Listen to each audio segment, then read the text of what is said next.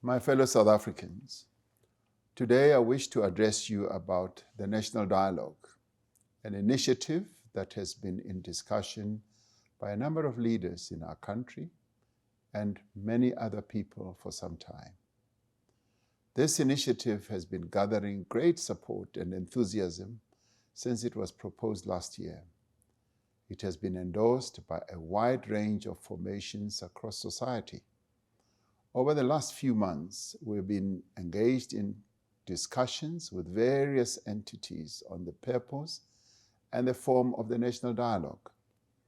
In the wake of these consultations, there is broad agreement that given the challenges our country is facing at the moment, we should convene the National Dialogue. The idea of holding a dialogue is not a new concept in our country. In many ways, having dialogues is part of our DNA as a nation. At every important moment in the history of our country, we have come together as a nation to confront our challenges and forge a path into the future in dialogue with one another. Through dialogues, we were able to deal with the challenges that the apartheid system caused in our country and achieved peace and overcame violence. We established a democracy and ended apartheid. Following the negotiations process, we used dialogue to start building a united nation where once there had only been conflict and division. We achieved all this because we came together in dialogue to discuss our difficulties, our concerns, our hopes, and our aspirations as a people. For more than 30 years, we have worked together to realize the promise of our democratic constitution. We have made great strides as a nation, expanding freedom, deepening democracy, and building a better life for millions.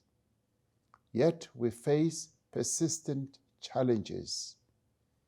Poverty, unemployment, and inequality are deep wounds that prevent us from reaching our full potential as a nation and as a country. Millions of people are underemployed and unemployed. Many of those who work earn wages that cannot sustain them or their families. Crime, gender-based violence, and corruption are prevalent across our society. We are therefore called upon at this moment to direct all our efforts to build a thriving, inclusive economy that creates jobs and opportunities. We are called upon to build safer communities and create a better future for our children. We are also called upon to give all sectors of our society, men and women, young and old, persons with disabilities, the LGBTQI community, and urban and rural people, a voice to determine how we address the problems of today and build the South Africa we want for future generations. That is why we have agreed to convene an inclusive national dialogue. The dialogue will be a people-led, society-wide process to reflect on the state of our country in order for us to reimagine our future. The National Dialogue is a chance for all South Africans from all walks of life to come together and help shape the next chapter of our democracy. Through the National Dialogue, we seek a shared vision of what it means to be a South African and develop a new national ethos and common value system. It is an opportunity to forge a new social compact for the development of our country, a compact that will unite all South Africans with clear responsibilities for different stakeholders, government, business, labor, civil society, men and women, communities, and citizens. It is anticipated that the National Dialogue will drive progress towards our Vision 2030 and lay the foundation for the next phase of South Africa's National Development Plan. The National Dialogue itself is not an event. Rather, it will be a participatory process that unfolds in phases, from local consultations and sectoral engagements to provincial and national gatherings. In my capacity as the head of state, I will be calling a national convention on Friday, the 15th of August 2025. This national convention will represent the diversity of the South African nation. The first national convention will set the agenda for the National Dialogue. It will be a representative gathering, bringing together government, political parties, civil society formations, business, labor, traditional leaders, religious leaders, cultural workers, sports organizations, women, youth, community voices, amongst others. Through their various political, social, and other formations, in their workplaces and places of worship, communities, villages, and sites of learning, South Africans will, in the months following the National Convention, be encouraged to be in dialogue to define our nation's path into the future.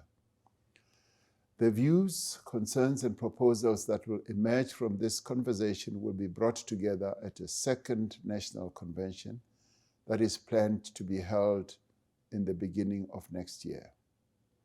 This second National Convention will reinforce our shared values and adopt a common vision and program of action for our country into the future. We expect that the National Convention will finalize a compact that outlines the roles and responsibilities of all South Africans. To guide and champion the National Dialogue, I am appointing an Eminent Persons Group. These leading figures in our society, reflecting the great diversity of our nation, with a proven commitment to the advancement of social cohesion and nation building. Members of the Eminent Persons Group are Dr. Brigadier Bam, former Independent Electoral Commission Chairperson, Mr. Robbie Brozin, entrepreneur and business person, Judge Edwin Cameron, former Constitutional Court Judge, Mr. Mani Dipicho, former Northern Cape Premier, Dr. Desiree Ellis, Banyana coach and football legend, Ms. Ella Gandhi, peace activist and stalwart, Professor Nomboniso Gasa, researcher and rural activist, Mr. Bobby Gotzel, a business leader, Dr. John Carney, award-winning actor, Mr. Siya Kolisi, Springbok captain and world champion, Ms. Mia Leroux, Miss South Africa 2024. His Grace Bishop Barnabas Lekhanyane, leader of the Zion Christian Church. His Grace Bishop Engenas Lekhanyane, leader of the St. Engenas Zion Christian Church. The Most Reverend Thabo Makgoba, Anglican Archbishop of Cape Town. Professor Tinyiko Maluleke, Chairperson of the National Planning Commission. Dr. Barbara Masikela, poet, educator, and stalwart. Ms. Lindiwe Mazibuko, former Member of Parliament. Mr. Rolf Meyer, former Minister and Constitutional Negotiator. Ms. Gina Mhlope, storyteller, writer, and actor. Ms. Nompendulo Mkachwa, student activist and former Member of Parliament. Ms. Khuthatso Monjane, Grand Slam tennis champion. Professor Harry Rangwezi Nengwekulu, former activist and educationist. Mr. Beki Nchalinchali, unionist and former COSATU General Secretary. Hosi Philia Mwamitwa, traditional leader. Hosi Thabo Siahlulo, chairperson of the National House of Traditional and Khoisan Leaders. Dr. Gloria Serobe, business leader. Dr. Imtiaz Suleiman, founder of The Gift of the Givers.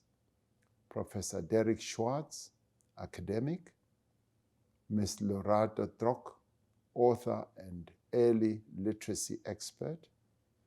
Mr. Sibusiso Vilane, mountaineer and adventurer. Mr. Siabulela Muza, award-winning rocket scientist who has a planet named after him. Ubaba Ushembe Unyazi Lwezulu has also been invited to join the Eminent Persons group, but as he is traveling, has not been able to confirm his availability. I am grateful to each of these South African patriots who have made themselves available to act as the guarantors of an inclusive, constructive, and credible process. An interministerial committee has been established under the chairpersonship of the Deputy President to coordinate government's contribution to the national dialogue.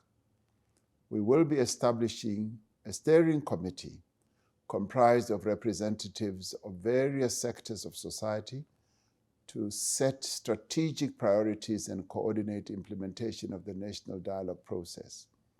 The Secretariat, which is responsible for day-to-day management of national dialogue activities, will be housed at NEDLEC, the National Economic Development and Labor Council. As a nation, we are embarking on a new path of partnership and united action. We are drawing on our traditions of dialogue and debate.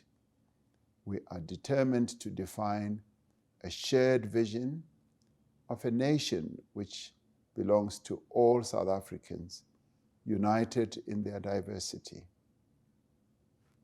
I thank you.